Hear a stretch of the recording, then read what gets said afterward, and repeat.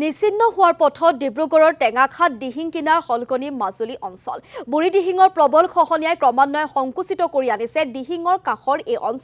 অঞ্চলটোৰ কেইবাখনো গাঁৱলৈ খহনীয়াই আনিছে ভাবুকি যাৰ বাবে শংকাত দিন অতিবাহিত কৰিছে অঞ্চলটোৰ ৰাইজে খহনীয়া প্ৰতিৰোধৰ বাবে চৰকাৰে আঁচনি ঘোষণা কৰিছিল যদিও বাস্তৱ ক্ষেত্ৰত হিয়া কাৰ্যকাৰী হৈ উঠা নাই এই পৰিৱেশ আমি কিছু জানিবলৈ চেষ্টা কৰিম আমাৰ ডিব্ৰুগড়ৰ সাংবাদিক দেৱজিৎ চুটিয়াৰ জৰিয়তে হয় নিশ্চয়কৈ ক'ব লাগিব আসলতে প্ৰবল গঢ়াখহনীয়াৰ ফলত টেঙাখাটৰ এটা বিশেষ অঞ্চল হলকনি মাজুলী নিশ্চিন্ন হোৱাৰ পথত গতি কৰিছে বুঢ়ী দিহিঙে প্ৰতি বছৰে ৮০ দশকৰ পৰা যি খহনীয়াৰ সৃষ্টি কৰিছে এই বৃহৎ অঞ্চলটো আৰু খুব সোনকালে এই অঞ্চলটো এতিয়া নৈ বুকুত যা গৈ হয়তো মানচিত্ৰৰ পৰাই হয়তো সম্পূৰ্ণ নোহোৱা হৈ যাব যাৰ বাবে এই অঞ্চলত বসবাস কৰা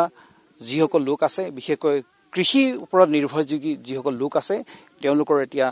আসলে এনেকুৱা এটা শংকাত ভুগিছে যেটো খুব সোনকালে তেওঁলোকে এই অঞ্চলটোৰ পৰা সম্পূৰ্ণৰূপে নাইকিয়া হৈছে মোৰ পাছফালে এখন দেখিছে বুঢ়ী দিহিং আৰু এই বুঢ়ী দিহিঙৰ এই অঞ্চলটোৱে হৈছে হলকনি মাজুলী অঞ্চল আৰু যিটো অঞ্চলত প্ৰতি বছৰে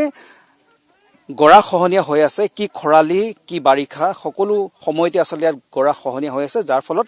এই সমগ্ৰ অঞ্চলটো এতিয়া প্ৰবল ভাবুকিৰ সৃষ্টি হৈছে আৰু খুব সোনকালে হয়তো এই অঞ্চলটো ইয়াৰ মানচিত্ৰৰ পৰা নিচিন্ন হৈ যাব আৰু নৈ বুকুত যা যাব ইয়াৰ স্থানীয় লোকসকল আছে মই তেখেতসকলৰ কাষলৈ যাম আপুনি ইফালে আহিলো যে কিদৰে আসলে এই অঞ্চলটো ক'ব লাগিব যে হয়তো এটা সময়ত মানচিত্ৰৰ পৰা হয়তো নিচিন্ন হ'বলৈ গৈ আছে হলকনি মাজুলী বুঢ়ী দিহিঙত সম্পূৰ্ণৰূপে যা যাবলৈ গৈ আছে সঁচাকৈ এইটো অতি দুখৰ বিষয় আমি তাক লৈ অতি চিন্তিত আমি টেঙাখাট সমগ্ৰ টেঙাখাট অঞ্চলৰ ৰাইজ সেইটোৱে চিন্তিত হৈ পৰিছোঁ যাতে জোৰপুৰি হাত পালেহি এতিয়াও যাতে আমি ৰৈ থাকিব নালাগে বহি থাকিব নালাগে আমি ভাবো চৰকাৰে এই মানে এতিয়া আৰু ইয়াৰ প্ৰতিৰোধৰ ব্যৱস্থাৰ খৰতকীয়া কৰিব লাগে আমি তাকে আহ্বান জনাম কাৰণ কেলে আজি এই অঞ্চলটোৰ আপোনাৰ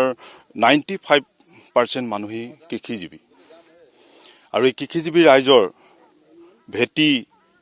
সম্পত্তি যদি শেষ হৈ যায় তেখেতলোকৰ একেবাৰে ভাৰী হৈ পৰিব হা তেখেতলোকৰ মানে থকাৰ এডোখৰ ঠাইও নাইকিয়া হ'ব খেতি কৰি খাবৰ কাৰণে এডোখৰ জেগা নাই পৰিয়াল পোহপালিবৰ কাৰণে তেখেতলোক চিন্তিত হৈ পৰিব গতিকে আমি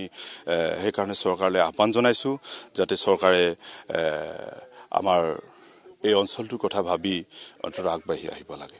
নিশ্চয় আসলতে আপুনি এটা কথা মন কৰিব এইখন আসলে বুঢ়ী দিহিং আৰু মাত্ৰ কেইখোজমান আঁতৰতে এয়া দেখিছে অতি সুন্দৰ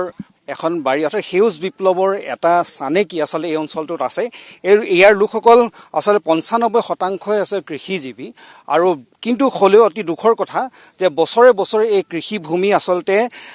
কমি আহিছে আৰু বছৰে বছৰে আসলে বিঘাই বিঘাই মাটি বুঢ়ী দিহিঙত যা গৈছে দেৱজিৎ চুটিয়া এই মুহূৰ্তত আপোনাক ধন্যবাদ জনাইছো এয়া আছিল কিছু পৰিৱেশ আৰু বুঢ়ী দিহিঙৰ খহনীয়া এতিয়া সংকুচিত কৰি তুলিছে সেই অঞ্চলটো আৰু দিহিঙৰ কাষৰ যিসমূহ অঞ্চল আছে সেই অঞ্চলৰ ৰাইজ যথেষ্ট শংকিত হৈ পৰিছে কাৰণ